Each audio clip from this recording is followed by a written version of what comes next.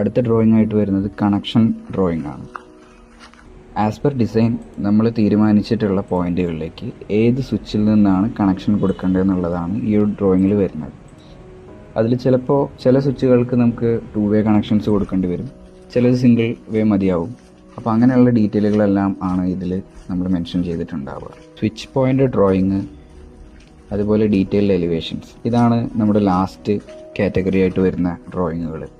ഇതിൽ നമ്മൾ ഓരോ സ്വിച്ചിൻ്റെയും പൊസിഷൻസ്, ഹൈറ്റ്, എത്ര ഡിസ്റ്റൻസിലാണ് അത് ഓരോ ചുമരിൽ നിന്നും ഉള്ളത് എന്നുള്ള ഡീറ്റെയിലുകളാണ് ഇതിൽ നമ്മൾ കൊടുക്കുക.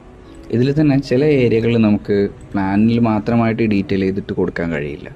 അത്തരം ഏരിയകളാണ് ബെഡ് ഹെഡ് വരുന്ന ഭാഗങ്ങൾ, TV യൂണിറ്റ് വരുന്ന ഭാഗങ്ങൾ. ഇത്തരം ഏരിയകളുടെ എലിവേഷൻസ് കൂടെ നമ്മൾ ഇതിൻ്റെ കൂടെ ആയിട്ട് നമ്മൾ പ്രൊവൈഡ് ചെയ്യാറുണ്ട്. അങ്ങനെ ചെയ്യുമ്പോൾ ഉള്ളൊരു ബെനിഫിറ്റ് എന്താണെന്ന് വെച്ച് കഴിഞ്ഞാൽ, പ്ലാനിൽ മാത്രം നോക്കിയിട്ട് നമ്മൾ ചെക്ക് ചെയ്യുമ്പോൾ ഉണ്ടാകുന്ന ഒരു കൺഫ്യൂഷൻസ് നമുക്ക് ഒഴിവാക്കാൻ പറ്റും. ഇതിൻ്റെ ഹൈറ്റും ഡിസ്റ്റൻസും കാര്യങ്ങളെല്ലാം വിത്തൗട്ട് കൺഫ്യൂഷൻ ഇല്ലാതെ നമുക്ക് ഈ ഒരു ഡ്രോയിങ്ങിൽ നിന്ന് മനസ്സിലാക്കിയെടുക്കാൻ പറ്റും. ഇത്രയും ഡ്രോയിങ്ങുകൾ നമ്മൾ എന്തിനാണ് കൊടുക്കുന്നതെന്ന് വെച്ചാൽ, ഒന്നാമത്തെ കാര്യം സൈറ്റിൽ വർക്ക് ഈസി ആക്കുക എന്നുള്ളത് തന്നെയാണ്.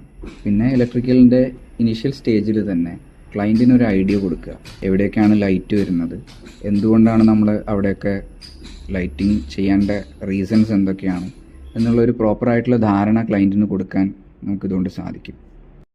ഇലക്ട്രിക്കൽ വർക്കുകൾ സ്റ്റാർട്ട് ചെയ്യുന്നതിന് മുൻപ് തന്നെ നമ്മുടെ ഇലക്ട്രിക്കൽ വർക്കിന് വേണ്ടിയിട്ടുള്ള ബഡ്ജറ്റ് എത്രയാണെന്നുള്ളതിനെ പറ്റിയിട്ടുള്ള ഒരു ഐഡിയയും കൂടെ നമുക്ക് ഇന്ന് കിട്ടും.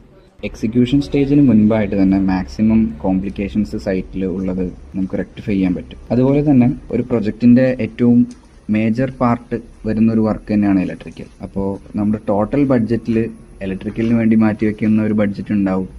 അത് നമുക്ക് നമ്മുടെ ബഡ്ജറ്റിൻ്റെ ഉള്ളിൽ ഒതുങ്ങുന്നത് തന്നെ അല്ലേ എന്ന് ഉറപ്പിക്കാനൊക്കെ ഇത്തരം ഡ്രോയിങ്ങുകൾ കൊണ്ട് നമുക്ക് പറ്റും.